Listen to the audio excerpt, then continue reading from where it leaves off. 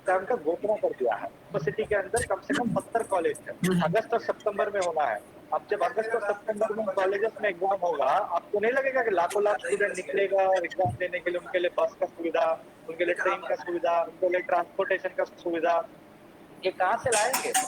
अगर लाएगा तो संक्रमण बढ़ेगी। और आज के दौर में तेलंगाना में टेस्टिंग सबसे खराब स्थिति में है, उसके बावजूद 50,000 केसेस पाए गए हैं।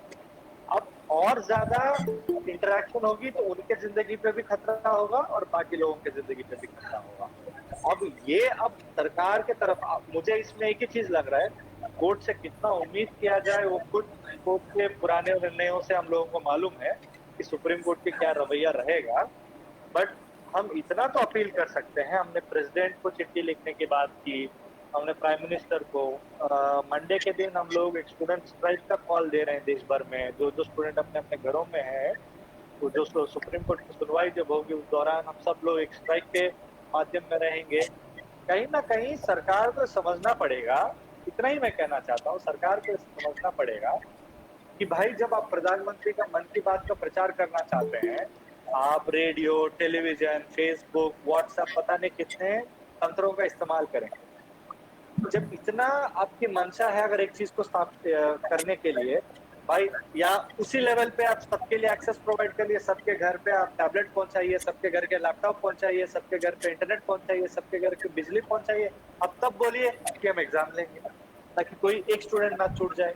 परसों की खबर है, घर पे गाय थी, उसको बेच के अपने बच्चों को स्मार्टफोन खरीदा। कई सारे दलित छात्रों ने अपना जिंदगी को उन्होंने खोया कि पढ़ाई नहीं करने दी। तो हमें ये बहुत सेंसिटिव मसला है। हम तो इतना ही अपील सबसे कर सकते कि इसमें हड़बड़ी ना किया जाए। कई देशों में तो उन्होंने 0 ईयर डिक्लेयर करने तक पहुंच गए हैं कि इस एकेडमिक ईयर को हम लोग सबके लिए 0 कर देंगे ताकि दोबारा शुरू करें। एंड हमें यही लगता है अगर संभावना नहीं है, सबके लिए आप एकेडमिक ईयर को एक्सटेंड कर दीजिए, कोई दिक्कत नहीं है। 6 महीना सारे लोग इस बात को समझते हैं। ये विपरीत सिचुएशन है, जो चीज जुलाई में शुरू होनी थी जनवरी से शुरू होगी और अगले आने वाले 3 साल में उसको रिड्यूस करके जाइए, उसको प्रॉब्लम नहीं है। बट अब कहिए तो सही, ये कहना नहीं चाहते। जी प्रशांत, आवाज आ रही है? प्रशांत की आवाज खोल दीजिए सुदीप आप। हाँ प्रशांत, हेलो, सुन पा रहे हैं प्रशांत आप मुझे? सुदीप, प्रशांत की आवाज थोड़ा खोल देते हैं। बिल्कुल।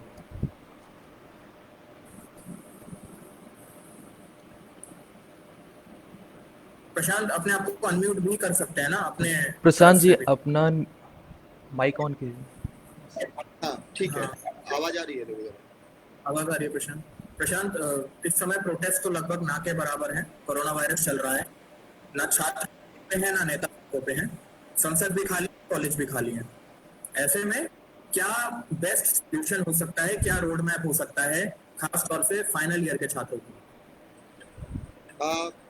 देखिए, पहले हमें सबसे पहले ये बात समझने की है कि जब भी कभी ऑनलाइन एग्जाम की बात कही जा रही है तो वहाँ पे हमारा डिसएग्रीमेंट केवल एक पॉइंट पे होता है, 2 पॉइंट पे नहीं होता है।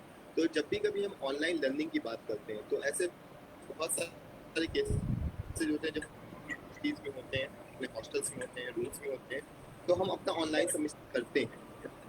यानी एक जो क्रिटिसिज्म आता है वो ऑनलाइन लर्निंग या ऑनलाइन एग्जामिनेशन का क्रिटिसिज्म नहीं।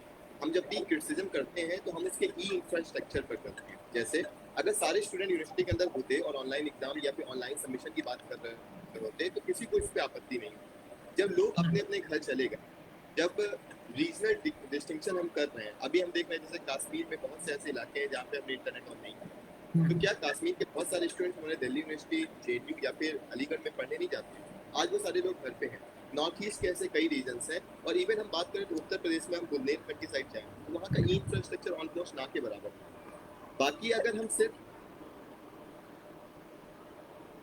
क्लास के रिच लोग हैं, अगर हम बात इस तरह से करें, एक कास्ट एंगल की तरफ से देखें या फिर हम एक रिलीजन के एंगल से देखें, तो जिस हिसाब से हमारा स्ट्रक्चर, सोशल स्ट्रक्चर तैयार किया गया है, हमारा पुअर होना हमारे कास्ट स्ट्रक्चर पे बहुत हद तक मायने रखता है। और अगर हम उसी के हिसाब से जनसंख्या का एक परसेंटेज देखें, और एक स्टडी के हिसाब से मैं आपको बता रहा हूँ कि करीबन देश की 42% ऐसी जनसंख्या है जिसके पास ई इंफ्रास्ट्रक्चर, जिसको ऑनलाइन इंफ्रास्ट्रक्चर कहते हैं, वो लैक करता है।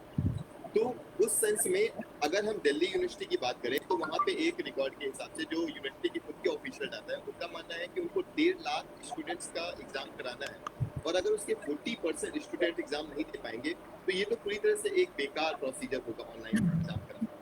तो इसको मद्देनजर रखते हुए हमें चीज़ों को थोड़ा सोचने की जरूरत है।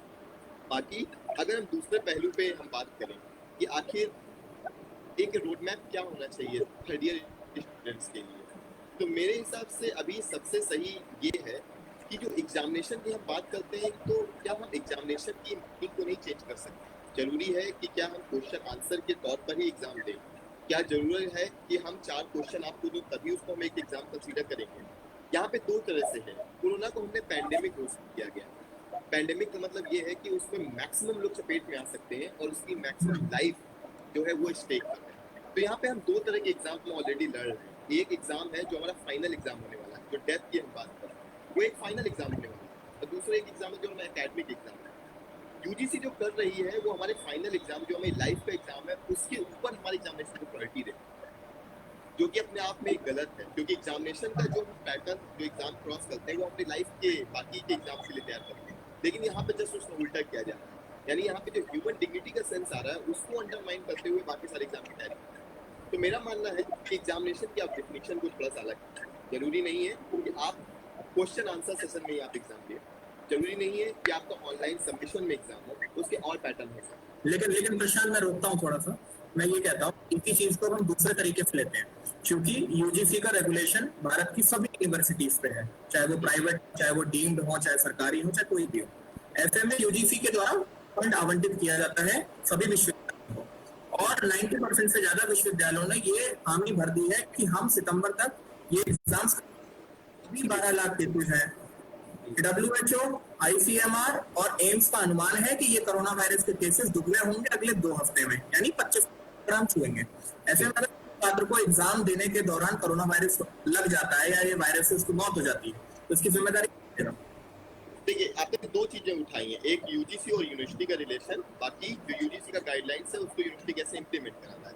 पहला जो स्ट्रक्चर है जिसमें यूनिवर्सिटी और यूजीसी का चल रहा है, आपको पता है कि कैसे हर एक यूनिवर्सिटी के वाइस चांसलर या जो उसका एडमिन, वो ये घोषित करना चाहता है कि मैं सबसे बड़ा आपका चाटुकार, कोई भी परिस्थिति हो मैं आपके लिए सबसे पहले तैयार हूँ। उसका सबसे बड़ा एग्जांपल आता है हमारी यूनिवर्सिटी के वाइस चांसलर को मम्मी डाला, जिसने ट्वीट करके ये कहा कि हमारे मैक्सिमम स्टूडेंट ऑनलाइन हमने एग्जाम ले लिया है, हमारे कई जूनियर्स हैं, हमारे कई स्टूडेंट्स हैं जिन्होंने अभी तक अपना सबमिशन नहीं किया क्योंकि उनके पास सारी रिलेवेंट चीजें नहीं है, और वहाँ पे वो ट्वीट करके बता रहे कि हमने ले लिया। बाकी वो कौन से स्टूडेंट्स को एग्जाम दे रहे हैं, मतलब अगर कोई दे रहा है उससे हमें आपत्ति नहीं है, सीधी सी बात है, अगर किसी के पास इंटरनेट फैसिलिटी है, वो सारी चीजें हैं, तो वो आराम से एग्जाम दे सकता है, उसमें कोई आपत्ति नहीं है। लेकिन जो एक हमने डिजिटल डिवाइड कर दिया, आजकल का ये नया ट्रेंडिंग वर्ड है कि आपने जो डिजिटल डिवाइड कर लिया है, जिसमें से जो ई इंफ्रास्ट्रक्चर से डिवाइड है उनके लिए हम क्या कर पा रहे हैं, तो वो एक पहला एस्पेक्ट है। बाकी यूनिवर्सिटी अगर ये करना चाहे तो ऐसा बहुत बार हमने देखा है कि यूनिवर्सिटी स्टूडेंट के जो हित है उनको दरकिनार करते हुए बहुत सारे काम करती रही है, चाहे वो हमारे फीस स्ट्रक्चर की बात हो, चाहे वहाँ पे एडहॉक वाला बात होगी जो पीएचडी से जाते हैं और वहाँ पे करते हैं। दिल्ली यूनिवर्सिटी में पूरा प्रोटेस्ट, पूरे देश भर में यूनिवर्सिटी में स्टूडेंट्स अपने हितों के लिए लड़ते आए हैं, उसका प्रोटेस्ट हमें देखने को मिला है। तो यूनिवर्सिटी अपनी चाटुकारिता को सिद्ध करने के लिए स्टूडेंट्स के हितों के विपरीत जाकर भी ये एग्जाम करा सकते हैं, और इनको इस बात से फर्क नहीं पड़ता है कि कौन दे रहा है कौन नहीं आ रहा है, क्योंकि जो कंसर्न है वो हमारे नंबर्स पे है कि कितने स्टूडेंट्स को हमने सर्टिफिकेट दे दिया। तो नाउ स्टूडेंट जो है उनको रिड्यूस कर दिया गया है उनके सर्टिफिकेट तक, उनके एजुकेशन से भी कोई मतलब नहीं रह गया है कि क्या हम उन्हें क्वालिटी ऑफ एजुकेशन इम्पार्ट कर पा रहे हैं, क्या उसी क्वालिटी ऑफ एजुकेशन को हम जज कर पा रहे हैं या नहीं, हमारा सिर्फ और सिर्फ एक डिग्री तक रह गया है। इसका सबसे बड़ा एग्जाम्पल आपको सीबीएसई या फिर बाकी जो स्टेट एग्जाम वहाँ दिख रहे हैं, जहाँ पे 2 या 3 एग्जाम कराए गए, बाकी 3 एग्जाम्स को उन्होंने उसी के आधार पर नंबर दे दिया, या फिर जो एवरेज मार्किंग की बात कही जा रही है, यानी आप सिर्फ प्रमोट करना चाहते हैं, आप उनको सर्टिफिकेट देना चाहते हैं कि ठीक है सर आपने बीए, बीएससी, एमएससी, एमटेक जो भी है आपने कर लिया है, लेकिन जो क्वालिटी ऑफ एजुकेशन आपने उसको स्टेक पे रख दिया। तो ये सबसे बड़ा सवाल होता है। तो अगर एडमिनिस्ट्रेशन वाइज हम जाएंगे तो यूनिवर्सिटी सब कुछ कर सकती है, करवा भी देगी, लेकिन वहाँ पे स्टेक पे क्या है, वो है स्टूडेंट्स का फ्यूचर। और जब तक स्टूडेंट्स का फ्यूचर ही स्टेक पर है, जो सबसे बड़ा स्टेक होल्डर है, तो हम कैसे कह सकते हैं कि यूजीसी की जो डिसीजन लिया गया वो एक सही मायने में अच्छा डिसीजन है? वो किसी भी सेंस में अजय अजय के ऑडियो खोल दीजिए। सुदीप, अजय भी हमारे साथ जुड़े हुए हैं। अजय आप अनम्यूट कर लीजिए। सुदीप, मेरी आवाज आ रही है आपको? अजय जी अपने आप को अनम्यूट कर दीजिए।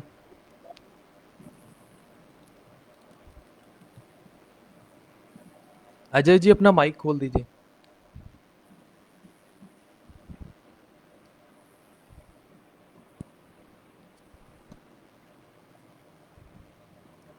हेलो अजय जी आवाज आ रही है? हाँ जी, आ रही है। ठीक है। अजय अजय, क्या स्थिति है? किस तरह से लग रहा है कि परीक्षाओं का आयोजन करवाना किस तरह से संभव है, और अगर संभव नहीं है तो फिर इस तरह के ढोल क्यों बजाए जा रहे हैं कि परीक्षाओं का आयोजन करवाया जाए? देखिए, यूजीसी ने जो फैसला लिया है मैं इसका पूर्णतः विरोध करता हूँ। इस तरह की निर्णय जो यूजीसी ने लिया है और विश्वविद्यालय इसके निर्णय का जो एक साथ मिलकर पालन कर रहे हैं, उसके लिए मैं कहना चाहूंगा ये एक तरह से छात्र और शिक्षक के साथ उनके जीवन के साथ खिलवाड़ करना होगा। और मैं आपको बताना चाहता हूँ कि मैं चूंकि बुंदेलखंड विश्वविद्यालय से हूँ और यहाँ की स्थिति को मैं आपको अच्छी तरह से बताना चाहता हूँ। यहाँ पिछले लॉकडाउन के बाद से विश्वविद्यालय को खोला गया। यहाँ बहुत सारे टीचर्स हैं जो कम से कम आ रही है आपकी आवाज? आ रही है?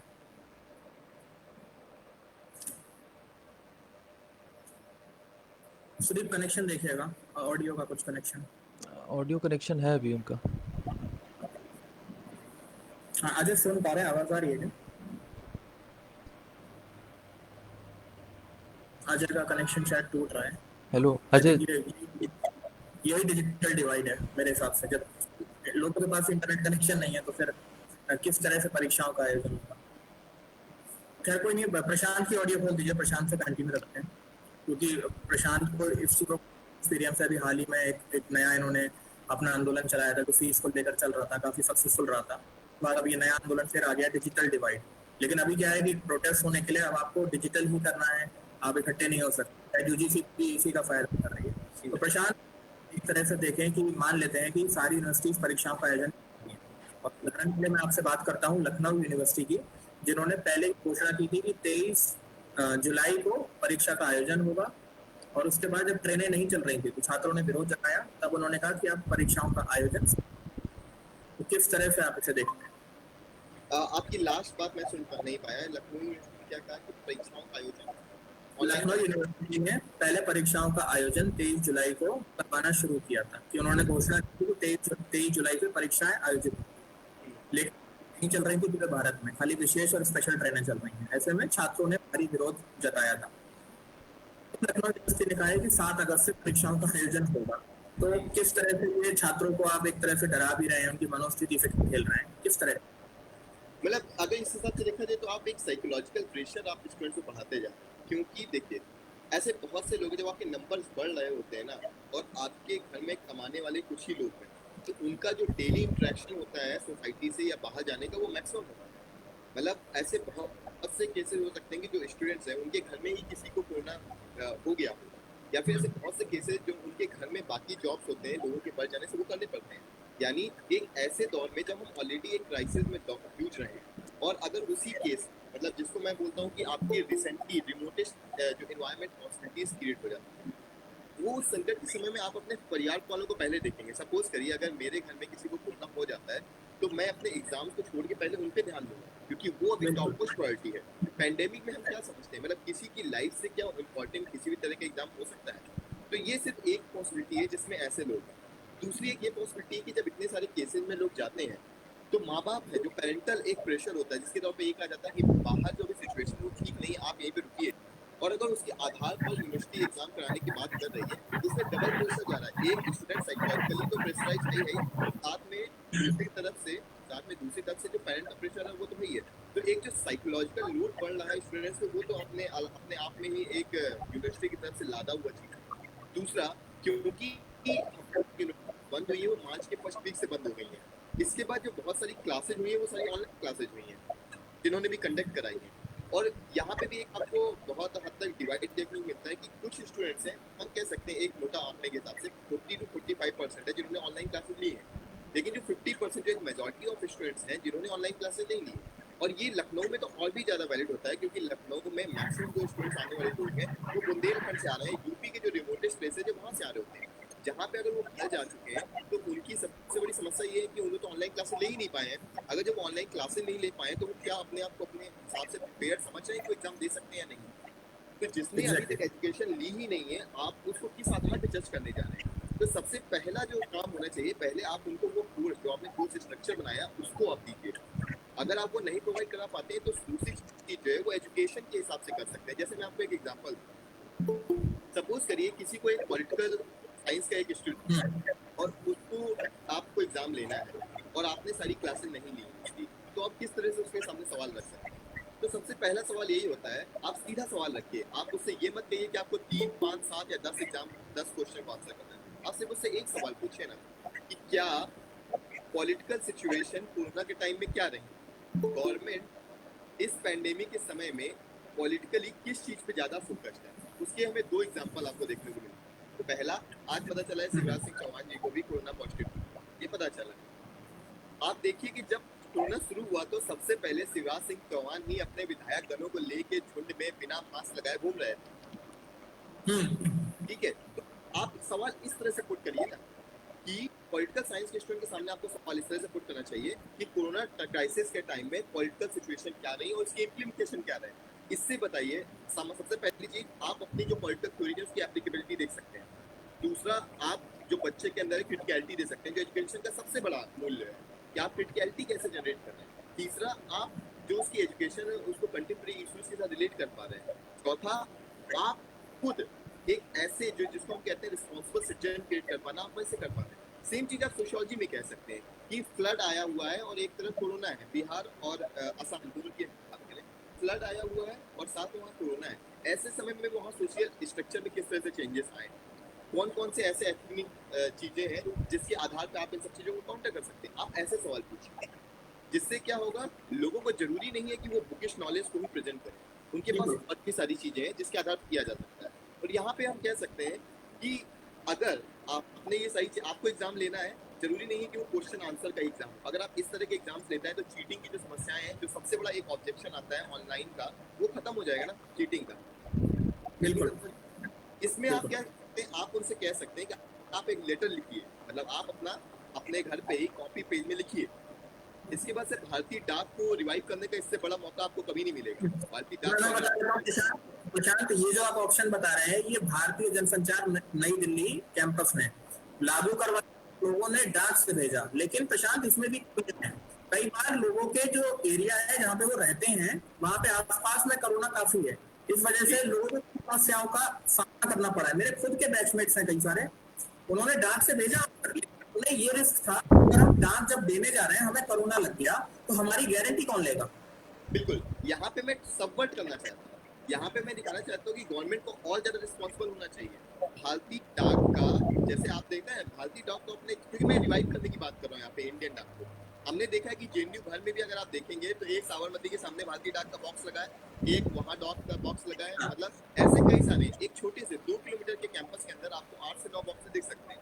तो ये अगर आप रिवाइव करना चाहते हैं, आप इंस्टीट्यूशन डेवलप करना चाहते हैं, जो कि बीजेपी सरकार का कभी मुद्दा नहीं रहा है, अगर आप इंस्टीट्यूशन डेवलप करना चाहते हैं तो आप छोटे छोटे बॉक्सेस लगा सकते हैं। और किसी भी जगह से 100 से 200 मीटर के अंदर ये प्रावधान है कि आपका भारतीय डाक का एक होना चाहिए। अगर आप रिवाइव करना चाहते हो तो आप कर सकते हैं, आप डाक के थ्रू भेज सकते हैं। ये एक अल्टरनेटिव पॉसिबिलिटी है जिनके पास नहीं है।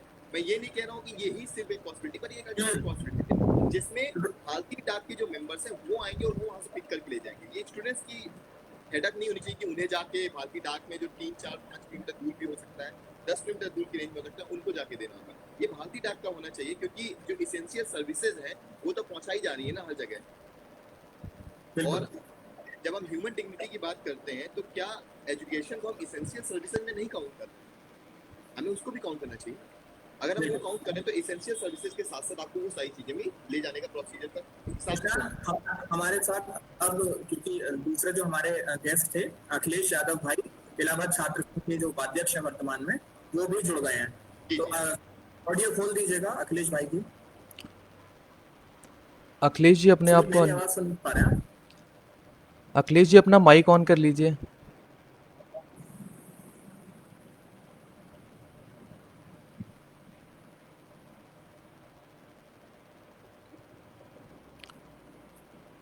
अखिलेश जी माइक ऑन कर लीजिए अपना।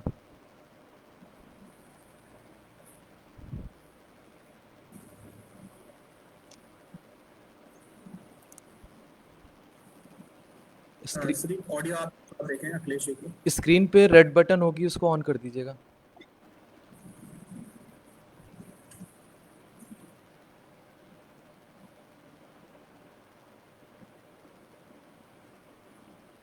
सिर्फ आप भी एक्सेस होगा ना। हाँ ऑन हो गया। अखिलेश जी आपकी आवाज। जी जी नमस्कार। जी नमस्कार। ये मैं आप सभी साथियों को पहले परिचय करा दूं, क्योंकि ये जो लिंक है ये हमने बहुत ही लिमिटेड लोगों को शेयर किया था, क्योंकि हम चाहते थे जो कॉल जो हो कंस्ट्रक्टिव हो। तो ऐसे में बहुत ही लिमिटेड इसका एक्सेस है, बाकी लोग इसे देख पाएंगे यूट्यूब पे और फेसबुक पे। तो ऐसे में आप लोग ये मत सोचिए कि इसमें कम लोग जुड़े हैं या जो भी हैं।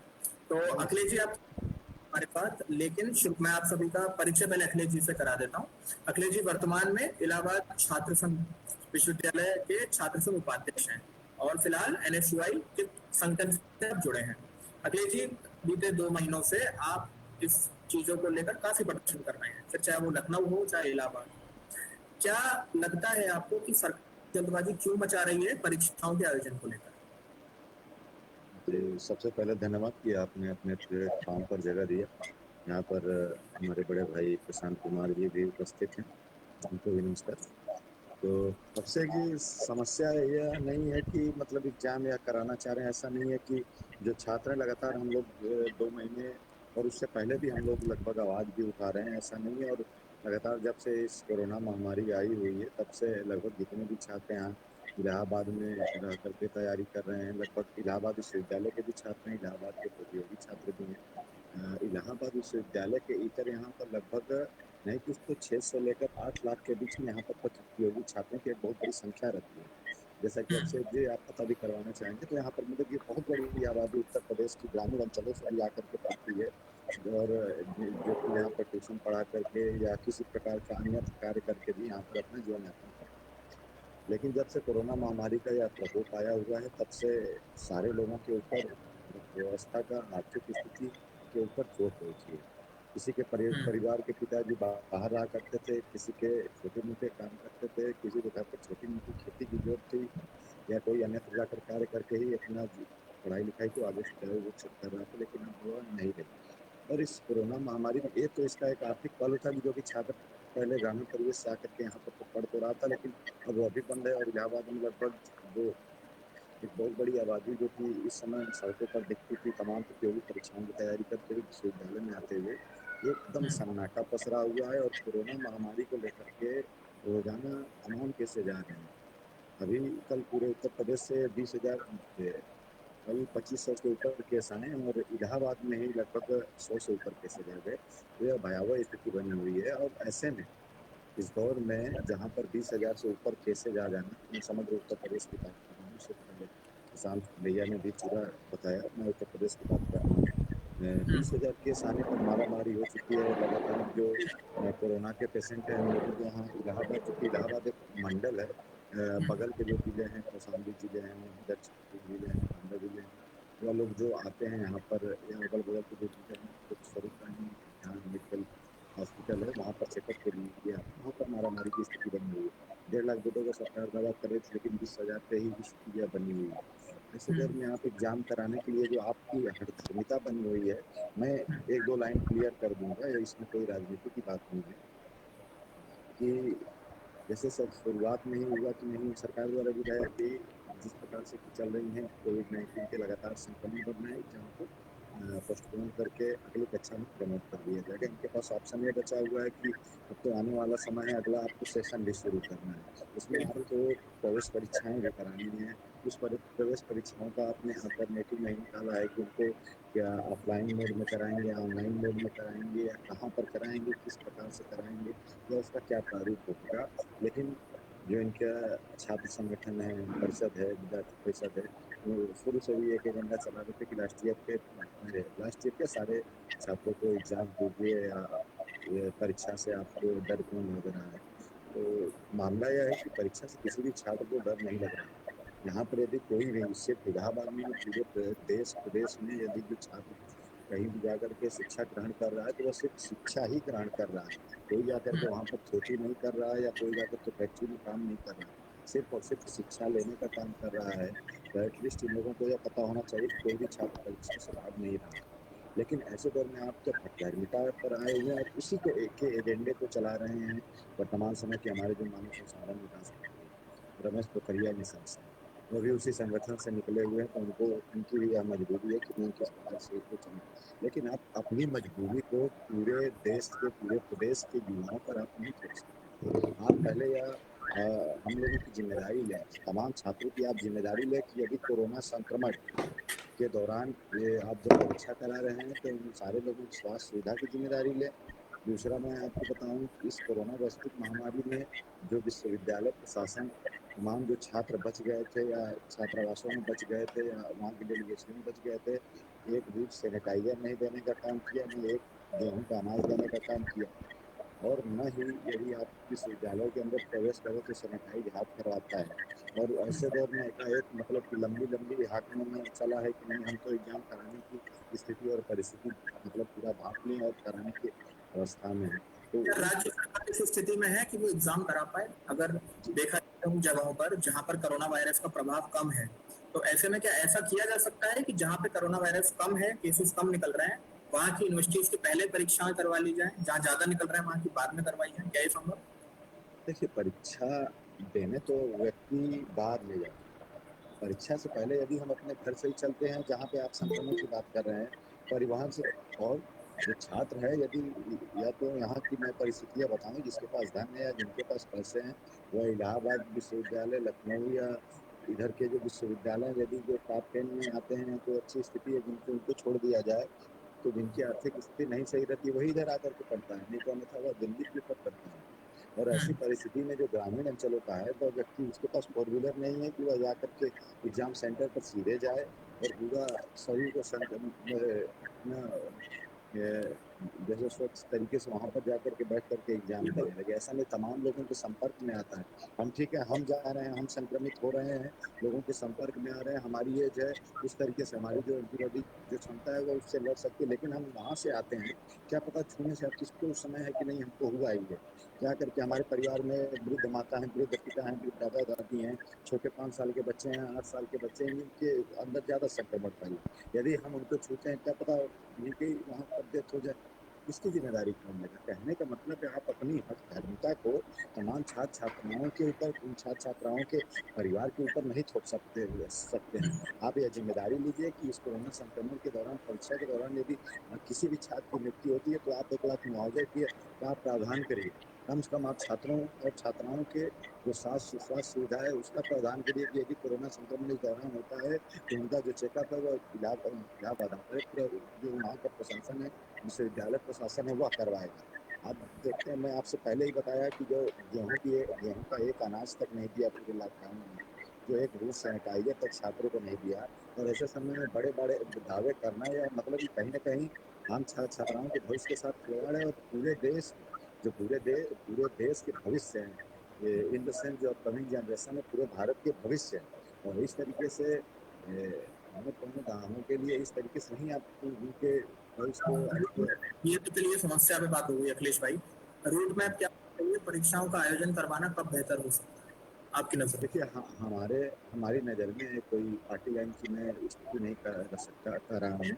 हमारी नज़र में हाँ, जो हम यहाँ पर जो फेस कर रहे हैं, तमाम छात्र छात्राएं हैं, लगातार संपर्क में हैं, लगातार छात्र छात्राओं हाँ, एक चीज़ और मैं आपसे कहना चाहूँगा कि जो डेलीगेसी में लड़के रहते हैं या जो कमरे के किरायों को लेकर के रहते हैं, लेकर के आकर के विश्वविद्यालय में पढ़ रहे हैं, सबसे बड़ी समस्या है कि उनके साथ है कि आकर के 3,000, 4,000, 5,000 में अपने कमरे के किराए तो ले ली, लेकिन ये जनता कर्फ्यू और लॉकडाउन तो मार्च से ही लगा हुआ है। और आज आप देखेंगे कि जुलाई का समय आ गया, और आज जुलाई का समय आ गया, आज 25 जुलाई हो गई, लगभग 25 मार्च से 25 जुलाई आप देख सकते हैं। इस ड्यूरेशन में जो छात्र है छात्रा अपने कमरों में नहीं रहा है, मकान मालिक लगातार उनको फोन करके मानसिक तौर पर प्रताड़ित कर रहे हैं। तमाम उनके जो डॉक्यूमेंट्स हैं उनके कमरों में फंसे हुए हैं। और आपको जान करके ताज्जुब होगा कि जो यहाँ के जो मेयर हैं या यहाँ के जो सरकार के आला अधिकारी हैं, उनका हाउस टैक्स विषय उनके मकान मालिकों से ले रहे हैं। तो ऐसे दौर में यहाँ कोरोना संक्रमण इतना तेजी से फैला हुआ है, और ऐसे में छात्रों से कमरे के किराए लेने का हमको नहीं समझ में आता कि तर्क क्या है। और ऐसे में मैं आपको लगभग नहीं कुछ तो 2200 से ऊपर छात्र छात्राओं ने संपर्क किया, मतलब व्यक्तिगत संपर्क की समस्याएं तो बहुत ज़्यादा हैं। जो नंबर जाने हैं या जो फेसबुक के माध्यम से 2200 से ऊपर और लगभग 400 से ऊपर ऐसे केसेज आए हैं अभिषेक जी, जहाँ पर मकान मालिक छात्रों को तुरंत मारना शुरू कर रहे हैं, वायलेंस को भी करा रहे हैं। हमारे कहने का मतलब है कि जो छात्र है ठीक है, हम खून बेच करके तुम्हारे पैसे देंगे, जो तुम्हारे कमरे का किराया है उसका हम खून बेच करके देंगे, लेकिन मारने का वायलेंस करने का कौन अधिकार दिया है? और वैसे भी कानून व्यवस्था हमारे यहाँ उस तरीके से चल रही कि किसी भी छात्र को मार पीट दिया जा रहा है, सर फट जा रहा है, कोई कुछ बोलने वाला नहीं, कोई कुछ सुनने वाला नहीं। हम आते हैं इसके बाद एक मतलब कि एक बहुत बड़ी समस्या है, इसको भी करना चाहिए। और उसके बाद हम आते हैं इसके रोड मैप पे। तो साथी देखिए, कहने का मतलब है कि हमारे हिसाब से और तमाम छात्र छात्राओं से बात करने के बाद, तमाम उनसे विचार विमर्श करने के बाद जो अंतिम वर्ष के भी छात्र छात्राएं बचे हैं, हर जगह देखेंगे आप IIT जैसे संस्थान में भी अगली कक्षाओं में प्रमोट करने का मानना यह है कि इसमें कोई हठधर्मिता न दिखा करके, अपना कोई ईगो न क्लैश करा करके, बल्कि आप अगली कक्षाओं में छात्र छात्राओं को, जैसे कि जिनका पहले 55% रहा उनको 10 से 12% एक्स्ट्रा ही कर दीजिए। करने का मतलब जिनका 70% है उनको 82% न दीजिए, कोई बात नहीं है। लेकिन जो 55% से नीचे आ रहा है, जो अन्य विश्वविद्यालय में जिनको एडमिशन लेना है, कम से कम उनको ओवरऑल करके 55% से ऊपर कर दीजिए, ताकि अन्य जगह वह एडमिशन ले सकें। इसमें हमको नहीं लगता कि जुलाई का समय आ गया है। यदि हम लोगों को अच्छी तरीके से याद है कि इस समय पिछले साल क्या होता था कि अन्य विश्वविद्यालयों में भी अब तक एग्जाम होने लगते थे, एग्जाम खत्म हो गए होते थे, रिजल्ट आ गए होते थे और काउंसलिंग का समय चल रहा होता था। तो एक ऑटोमेटिक हम लोग इस कोरोना महामारी के संक्रमण को देखते हुए हम लोग लगातार पीछे चल रहे हैं। और धड़ल्ले से आप देखेंगे कि जब टेस्टिंग की सुविधा उतनी नहीं है, तब इतना तेजी से संक्रमण फैल रहा है। यदि ईमानदारी से टेस्टिंग हो जाए तो मैं बता रहा हूँ प्रेजेंट टाइम में 30 लाख से ऊपर, ये कहना कोई अतिशयोक्ति नहीं है, 30 लाख से ऊपर कैसे जाके आ जाएंगे। तो ऐसे दौर में कहीं ना कहीं कक्षाओं में, अगली कक्षाओं में प्रमोट करना और उन छात्र छात्राओं को खासतौर से अच्छे परसेंटेज से करना, जिनको अगले कहीं ना कहीं अगले विश्वविद्यालय में उनको एडमिशन लेना है और अगले विश्वविद्यालय के लिए पढ़ना है। और आप इस चीज़ पर हठधर्मिता छोड़ करके प्रमोट करिए, और हठधर्मिता छोड़ करके आप अगले काम पे करिए कि आपको किस प्रकार से उनके आवेदन जो ले लिए हैं उनका किस प्रकार से एग्जाम कराना है। तो उस एग्जाम में भी समस्याएं देखिए आने वाली है कि यदि हम इससे लड़ करके उठे तो उस पर हम आए। तो मतलब कि जी अजय हमारे साथ जुड़ गए। सुदीप, अजय की ऑडियो खोल दीजिए, अखिलेश जी की ऑडियो थोड़ा बंद कर दीजिए।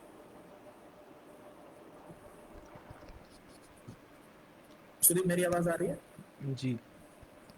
अजय जी अपना माइक ऑन कर लीजिए।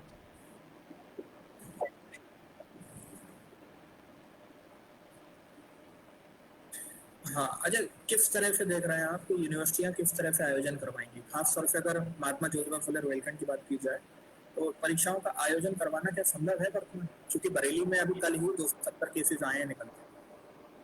देखिए अभिषेक जी, मैं परीक्षाओं का, मैं आपसे पहले भी कह चुका हूँ, मैं पूर्णतः इसका विरोध करता हूँ। और अगर हम बात एमजेपी रोहिलखंड यूनिवर्सिटी की करें, महात्मा ज्योतिबा फुले विश्वविद्यालय की करें, तो मेरे हिसाब से विश्वविद्यालय अभी स्थिति में नहीं है कि वो एग्जाम करा पाए। तो अभी हाल ही में आज की रिपोर्ट है, 4 कर्मचारी जो हैं पॉजिटिव पाए गए हैं और विश्वविद्यालय को 27 तारीख तक बंद कर दिया गया है। तो ऐसी स्थिति में मेरा परीक्षा कराना छात्रों के और शिक्षकों के भविष्य के साथ खिलवाड़ कराने से ज्यादा और कुछ नहीं है। यदि अगर कोई छात्र परीक्षा देने के दौरान जाता है, अगर वो संक्रमित हो जाता है, जैसा कि हमारे भाई अखिलेश जी ने भी बताया था कि उसके घर वालों को अगर उससे संक्रमण हो जाता है, उसके घर में बूढ़े माता पिता हैं जिनकी इम्यूनिटी बहुत कमजोर है सीनियर सिटीजन होने के नाते, तो मैं ये कहना चाहता हूँ तो उसकी जिम्मेदारी कौन लेगा? और क्योंकि हमारी यूनिवर्सिटी दिल्ली यूनिवर्सिटी और जेएनयू से काफी पिछड़ी हुई है। हम कह सकते हैं कि 10 साल पीछे है। तो यहाँ उतने संसाधन भी नहीं है, गरीब परिवार से ही बच्चे पढ़ने आते हैं। ऑनलाइन और ऑफलाइन की बात होती है जब, तो यूनिवर्सिटी हो सकता है आगे चल के एक बात ये भी करे, जैसे 27 तारीख को कोर्ट में पहली सुनवाई है, तो हो सकता है बात ये भी आए कि ऑनलाइन परीक्षाओं का आयोजन हम करवा सकते हैं अगर कोरोना वायरस से बचाना है। ऐसे में रोहिलखंड यूनिवर्सिटी जो है वहाँ पे छात्र किस तरह से ऑनलाइन परीक्षा देंगे, क्योंकि न छात्रों को प्रॉपर ट्रेनिंग है, न शिक्षकों को प्रॉपर ट्रेनिंग। देखिए अभिषेक जी, मैंने पहले भी कहा था कि आपसे ये पिछड़ा हुआ क्षेत्र है, इतना ज्यादा हाईटेक नहीं है, तो छात्रों के पास संसाधन नहीं है। अगर किसी के पास संसाधन भी है तो नेटवर्क क्वालिटी अच्छी नहीं है। तो बस मैं यही कहना चाहूंगा कि ये पूरी तरह से फेल रहेगा। बाला भाई की आवाज खोल देते सुदीप, एक लास्ट क्वेश्चन बाला भाई से ले लेते हैं क्योंकि राष्ट्रीय अध्यक्ष भी हैं बाला भाई और विशाल जी हमारे साथ जुड़ नहीं पाए हैं। तो हाँ बोलिए। धुआं होने लगे बाला भाई, ऐसी सरकार छात्रों को झुला रही है, समझ मिला। तो बाला भाई, अरे नहीं, बिजली चली गई थी इसलिए बाहर आना पड़ा। 27 तारीख को कोर्ट में पहली तारीख है, सुनवाई होगी इस मुद्दे पर। ऐसे में चूंकि आप एक एचपी हो अपनी पार्टी के यूथ विंग के, तो किस तरह से क्या रोड मैप रह सकता है, खासतौर पे जब छात्र आपसे पूछते हैं कि सर किस तरह से हमारी पार्टी जाएगी, हमारी पार्टी का क्या स्टैंड है। डिजिटल डिवाइड हो चुका है। मुझे लगता है इस पूरे मुद्दे में एबीवीपी को छोड़ के सारे छात्र संघ और छात्र संगठन ऑर्गेनाइजेशन अलग अलग तरीके पे इस पूरे मसले के विरोध में ही है। और सुप्रीम कोर्ट से मैं आपको ईमानदारी से कह रहा हूँ, मुझे खास उम्मीद नहीं है। मुझे छात्रों के आंदोलन पर ही उम्मीद है, क्योंकि कोर्ट के पिछले कुछ दिनों में, कुछ सालों में जो जनता के पक्ष में निर्णयों को लेके जो आलोचना हो रही है और जो भी लोग उन्होंने आलोचना को किए हैं उनके ऊपर कॉन्टेम्प्ट किस तरीके से डाल दिया जा रहा है, तो कहीं ना कहीं एक संदेह है कि न्याय वहां से मिलेगा या नहीं मिलेगा। बट हाँ, एक उम्मीद के साथ कोर्ट की सुनवाई में हम लोग शामिल रहेंगे। बट मैं यहाँ पे ना एक छोटी सी चीज कहना चाहता हूँ जो मुझे ना बार बार खटकती रहती है, कि जब हम लोग online classes, online examination, pandemic के दौरान एग्जामिनेशन की बात करते हैं, ये बात मुझे समझ में नहीं आती कि एक सेमेस्टर को बीच में रोकना पड़ा पैंडेमिक की वजह से। मार्च के महीने से लोग क्लासेस अटेंड नहीं किए हैं, सेमेस्टर पूरा नहीं हुआ है। आइडियली सरकार को सेमेस्टर पूरा करके फिर स्टूडेंट्स का एग्जाम लेने का जरूरत है, बट नहीं, आप इसी बात पे जिद पे अड़े हुए हैं कि क्या पढ़ाई हुआ हमको मतलब नहीं, किसी तरीके का इनको डिग्री दे दो। नौकरियां तो वैसे भी नहीं है, कुछ डिग्री देके इनको भेज देता हूँ। मुझे लग रहा है सरकार इस आलोचना में है कि उनको पढ़ाने की कोई मंशा नहीं है। इसीलिए आपने देखा होगा कि 9th, 10th, 11th और 12th के जो सीबीएसई बच्चों का सिलेबस जो काट दिया है, और उसमें भी जो काटा है वो बहुत अहम सिलेबस को काटा है, सेक्युलरिज्म, डेमोक्रेसी। तो ये एंटी एजुकेशन वाली सरकार है, ये नहीं चाहता है कि स्टूडेंट्स एजुकेशन पाए। तो इसीलिए वो किसी तरीके से ना सरदर्द दूर करना चाहता है कि अरे कुछ इनको हाथ में ना डिग्री दे दो, एग्जाम लेना है ना, ऐसे ही कुछ ऑनलाइन में लो, जो दे पाएगा, नहीं दे पाएगा उसके हाथ में कुछ पकड़ा दो, ये सर्टिफिकेट। तो वो सर्टिफिकेट की सरकार है, उनको मतलब नहीं है एंटायर पॉलिटिकल साइंस में डिग्री मिले या फेक डिग्री मिले या प्लेजराइज करके तुम दो, आपके पढ़ाई से कोई मतलब नहीं। यही एक लॉजिकल कंक्लूजन मुझे समझ में आता है। यही उम्मीद करूंगा सारे छात्रों से कि हम लोग अपने हक के लिए यूनाइटेड होकर लड़ना पड़ेगा। ये सरकार नहीं सुनेगा तो जाहिर सी बात है, अभी 50,000 केसेस पर डे आ रहे हैं, अभी अनुमान लगा रहे हैं कि 1 लाख पर डे भी जाएगा, और इंडिया पूरे दुनिया में हॉटस्पॉट बनने जा रहा है।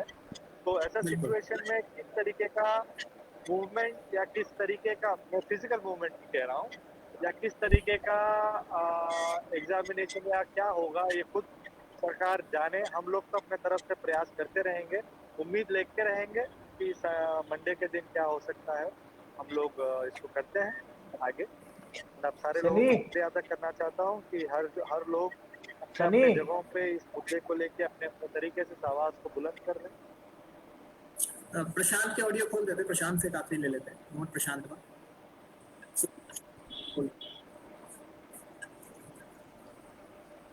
प्रशांत, किस तरह के सवाल आ रहे हैं स्टूडेंट्स के आपको, क्योंकि आप भी स्टूडेंट लीडर हो, बहुत सारे जूनियर जो होते हैं साथी मैसेज करते हैं 27। और दूसरा ये, पहला सवाल तो यही कि क्या प्रतिक्रियाएं हैं छात्रों की, और दूसरा सवाल ये कि आधी यूनिवर्सिटीज अगर अगस्त के महीने में एग्जाम करवा लेती हैं और आधी नहीं करवा पाती, और जैसा बालाजी ने भी बोला कि जब पूरा भारत ही हॉटस्पॉट बन जाएगा कोरोना वायरस का, तो भविष्य में लटक जाएगा, तो फिर तब क्या होगा जिन यूनिवर्सिटीज में एग्जाम नहीं कर पाए? तो पहला सवाल का थोड़ा सा देखते हैं कि आखिर मेरे पास किस तरह के सवाल आए। तो मैं दो तरह से डिवाइड कर देता हूँ, एक बीए और एमए के बच्चे हैं जिनके सवाल हैं, और दूसरा है जो एमफिल और पीएचडी जिनका सबमिशन है, या फिर जिनका सबमिशन दो तरह से होते हैं हमारे यहाँ, एक विंटर सेशन में, एक मानसून सेशन में। तो जिनका भी अभी था, जिनका 31 जुलाई का सबमिशन था, उनका बढ़ा के तो दिसंबर तक कर दिया गया है। लेकिन जिनका सबमिशन जनवरी में था, मतलब जिनका सबमिशन जनवरी में था, उनके लिए सबसे बड़ी समस्या ये है क्योंकि उन्होंने ये जो 6 से 8 महीना होता है सब फील्ड ट्रिप के लिए रखते हैं, क्योंकि सब कुछ क्लोज है और वो कहीं जा नहीं सकते हैं। उनका सारा जो स्टडी है, जो एनालिसिस है, वो सारा काम रुका हुआ है, उनके लिए किसी भी तरह का नोटिस नहीं आया है। तो एक ये तरह का सवाल उठता है जो एमफिल और पीएचडी वाले हैं कि आखिर उनका क्या, अभी वालों को आपने 6 महीने का दे दिया है, लेकिन जो इसके बाद जस्ट है, क्या उनको कोई एक्सटेंशन मिलेगा या नहीं मिलेगा, मिलेगा तो कितना मिलेगा, और नहीं मिलेगा तो आखिर क्यों नहीं मिलेगा, उसके क्या प्रोविजन है, इस तरह के एक बेसिक सवाल से। बीए और एमए में जिनका सबमिशन है, जिनका डिग्री खत्म होने वाली है, उनका सबसे बड़ा सवाल ये है क्योंकि जो फॉरेन लैंग्वेजेस के एमए के स्टूडेंट होते हैं वो कहीं ना कहीं जॉब के लिए अप्लाई करते हैं, उनको हैदराबाद जाना पड़ता है, बैंगलोर जाना पड़ता है, नोएडा, चेन्नई, जितनी भी आपको मेट्रो सिटी वहाँ जाना पड़ता है, वहाँ पे उनको अपने सर्टिफिकेट देने होते हैं। तो अगर उनके लिए हम वो एक्सटेंड करते हैं, मतलब 6 महीने, 7 महीने, 8 महीने, तो जो उनका कॉन्ट्रैक्ट होता है उस पर काफ़ी असर होता है। यानी जो जॉब स्टूडेंट है, जो टर्मिनेटिंग स्टूडेंट है, उनके लिए एक बहुत बड़ी समस्या है। तो उनके लिए सबसे बड़ा सवाल ये होता है कि एग्जाम कब होगा, क्या वो सितंबर में एग्जाम होगा, अगस्त में होगा, ये नहीं। तो ये जो इस तरह के एक बेसिक सवाल है। बाकी ऑनलाइन एजुकेशन से या ऑनलाइन एग्जामिनेशन से जितने भी रिलेटेड सवाल आ रहे हैं, उसमें सबसे इम्पोर्टेंट सवाल ये होता है कि अगर वो एग्जाम करा भी लेते हैं तो हम जो ट्रांसपेरेंसी की बात कहते हैं उस पर हम कैसे विश्वास कर सकते हैं। मतलब एक इंसान जिसके पास हाई क्वालिटी इंटरनेट है और ऑनलाइन बैठ के एग्जाम दे रहा है, एक जिसके पास नहीं है, तो जिसके पास हाई क्वालिटी इंटरनेट है वो हमेशा प्रिविलेज पोजीशन में है। तो क्या हम एक ट्रांसपेरेंसी की बात कर सकते हैं इस दोनों लोगों में से?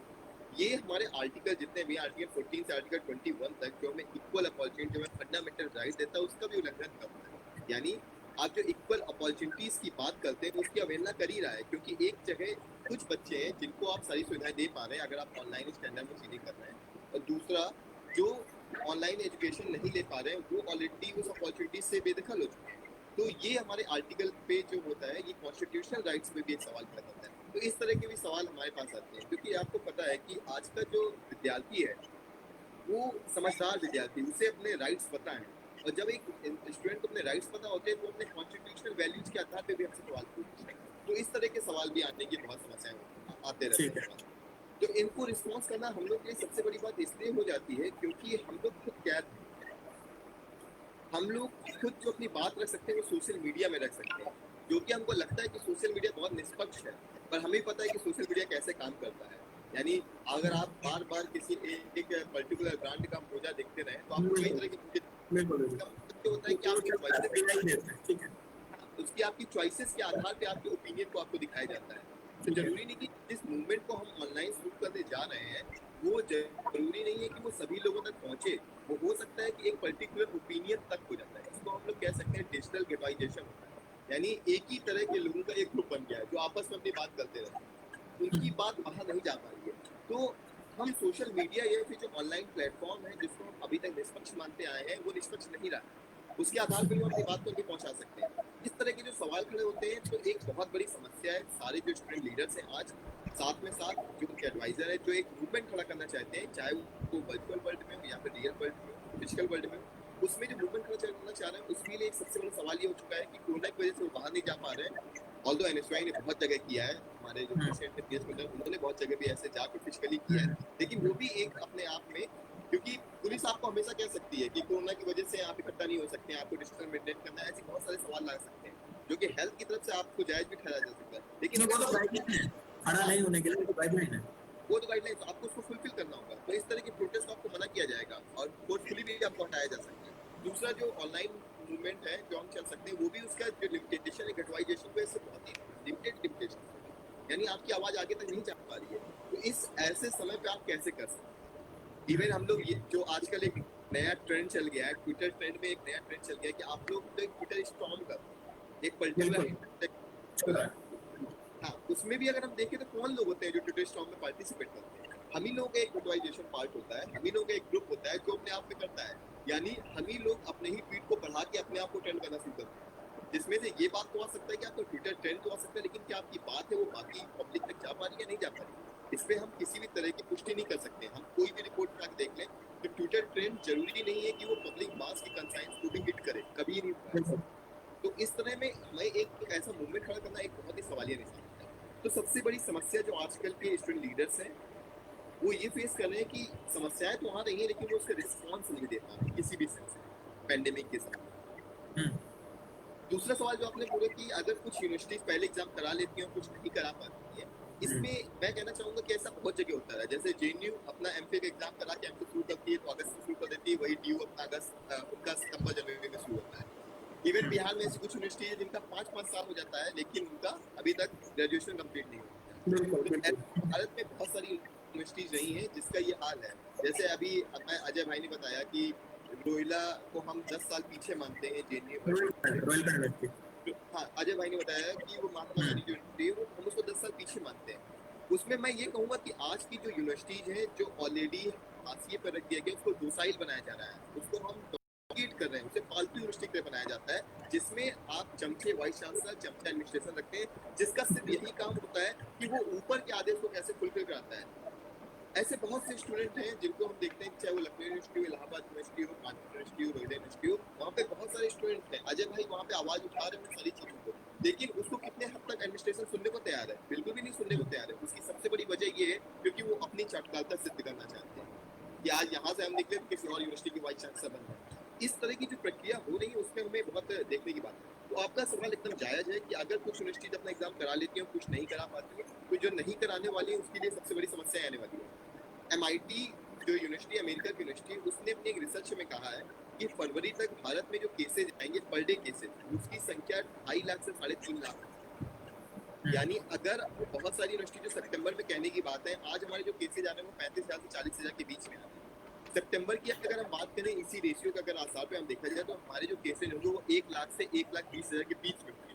यानी ऑलरेडी आपके जो केसेज होंगे बढ़ गए होंगे। उस समय पे मुझे सही लगता है कि किसी भी आधार पे मैक्सिमम यूनिवर्सिटीज अपने एग्जाम करा पाएंगे।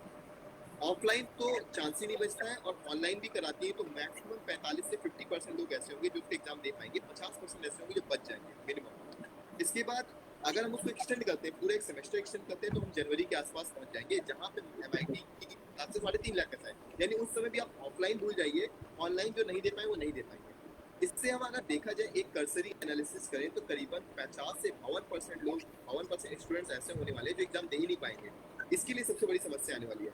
इसीलिए मैं कह रहा हूँ कि हमें एक अल्टरनेटिव तरह सोचना चाहिए जो ऑफलाइन ऑनलाइन का बीच में हो। जरूरी नहीं हो कि एग्जैक्टली ऑफलाइन हो, मतलब आपको यूनिवर्सिटी प्रीमाइसेस में आपको एग्जाम देना है, जरूरी नहीं है वो ऑनलाइन हो कि आपके पास वो सारी गैजेट्स होने चाहिए। इसके बीच में हमें एक पॉसिबिलिटी देखने की बात है जिसके लिए मैंने बताया कि क्वेश्चन जरूरी नहीं है कि आप यही पूछे कि क्वेश्चन क्या है, आप सवाल यही मत पूछिए कि डेकार्ट्स का माइंड बॉडी ड्युअलिटी क्या है, आप ऐसे सवाल मत पूछिए, जरूरी नहीं है। ये बहुत अच्छा समय है कि इंसान जो जितने बच्चे हैं चाहे वो फाइनल ईयर के हैं, उन्होंने 2-2.5 साल में क्या पढ़ा, आप उसके आधार पर उनसे प्रैक्टिकल सवाल पूछ सकते हैं जो आज कंटेम्पररी क्राइसिस के आधार पे हो सकता है। जैसे मैं आपको बता सकता हूँ एक बहुत ही अच्छा रिसर्च सामने आया है। कोरोना पीरियड के टाइम पे कोरोना के आधार पर कोरोना सब्जेक्ट के आधार पे सबसे ज्यादा पेपर पब्लिशिंग का रिकॉर्ड बन चुका है। यानी कोरोना के समय पे कोरोना रिलेटेड जितने भी इश्यूज हैं सबसे ज्यादा पेपर पब्लिश किए गए, क्योंकि हम अभी उसको प्रूव नहीं कर सकते हैं तो मैक्सिमम जो जर्नल्स होते हैं वो उसको पब्लिश करने के लिए तैयार बैठे हैं। ठीक है, अगर हम इसके आधार पे डिफरेंट पर्सपेक्टिव से अपना एक एग्जामिनेशन पैटर्न बनाएं जिससे हम एक रिसर्च भी बहुत अच्छी खासी करवा सकते हैं बच्चों से, क्योंकि वो आज इंगेजमेंट हो रहा है उनका। यानी अगर हम ये देखें कि मास मीडिया की बात है, जैसे हम अगर मीडिया की बात करें तो मीडिया के सामने एक सवाल खड़ा होता है कि कोरोना के टाइम से जहाँ पे ऐसी सिचुएशन है वहाँ पे मीडिया का क्या अल्टरनेटिव होना चाहिए। प्रशांत क्योंकि अब अखिलेश भाई को भी पूछना है, अखिलेश भाई को भी जाना है समय का। तो ये सारी चीजें हैं जिसपे हम देख सकते हैं एक अल्टरनेटिव माध्यम के आधार पर एग्जामिनेशन करा सकते हैं और इन पॉसिबिलिटीज को एक्सप्लोर करें। ठीक है। सभी अखिलेश भाई की आवाज खोल देते एक बार। अखिलेश जी अपना कर लीजिए। हाँ जी। जी। तो अखिलेश जी, जैसा प्रशांत जी ने कहा, बाला भाई ने कहा, अजय भाई ने बताया, तो क्या लगता है जब बात होती है प्रदर्शनों की, छात्र प्रदर्शनों की, तो यूपी में तो गर्दा मचाए हुए हैं आप पूरा, लेकिन अब क्या डिजिटल रूप से गर्दा मच पाएगा ट्विटर और सोशल मीडिया पे? पहला तो ये है, तो पहले इसको आप दे रहे थे। अ, जैसा कि अभी प्रशांत भाई ने बात कहा, मैं उनकी बातों से पूरी तरीके से सहमत हूँ और जितने भी साथी हमारे बात रखे उन लोगों की बातों का मैं पूरी तरीके से मैं समर्थन करता हूँ। और लेकिन ये जो हम आते हैं सोशल मीडिया की बात कहते हैं, तो सोशल मीडिया पे वही जैसे कि ट्विटर ट्रेंड की बात आई या ट्विटर स्टार की बात आई, तो उसमें यह देखना कि नहीं जितने ट्वीट हुए हैं ये एक्चुअली स्थिति बनी हुई है, उसे नहीं कहा जा सकता। कहने का मतलब एक आध बार आप देखेंगे कि एचआरडी पर या इसको प्रमोट करने पर आप देखेंगे कि कभी कभार ट्वीट जो है 600 के से अधिक जाने लगते हैं। तो उसमें कहीं ना कहीं यदि कोई स्टूडेंट्स यदि ट्विटर चला रहे हैं, एक तो बहुत बड़ी आबादी जो है यहाँ पर ग्रामीण आबादी के छात्रों की है, या मैं कह सकता हूँ कि इलाहाबाद में भी तैयारी कर रहे हैं, बनारस में भी तैयारी कर रहे हैं, या बगल में हमारे यहाँ लखनऊ भी तैयारी कर रहे हैं। तो ये बहुत बड़ी आबादी है जो कि ट्विटर पर अभी नहीं जुड़ी हुई है। और यदि ट्विटर पर यह आबादी जुड़ी होती तो अब तक हो सकता था ट्विटर ही बस्ट कर जाता। जिस प्रकार से सही बात। हमारे यहाँ संख्या है, संख्या के आधार पर यदि ट्विटर पर ट्रेंड होने लगता और सारे लोग ट्विटर पर सारे लोगों की प्रेजेंसी हो जाती तो ट्विटर ही बस्ट कर जाता कि इस प्रकार से कैसे लोग आगे चल पाए। तो सोशल मीडिया पे जिस प्रकार से आप देखेंगे कि एक विरोध में भी नैरेटिव चलाया जाता है कि स्टूडेंट्स वांट्स एग्जामिनेशन, इस तरीके का करके भी हैशटैग चलाए जाते हैं। तो मतलब एक तो सबसे इस कोरोना महामारी में तो जहाँ कहीं ना कहीं आप देखेंगे सोशल मीडिया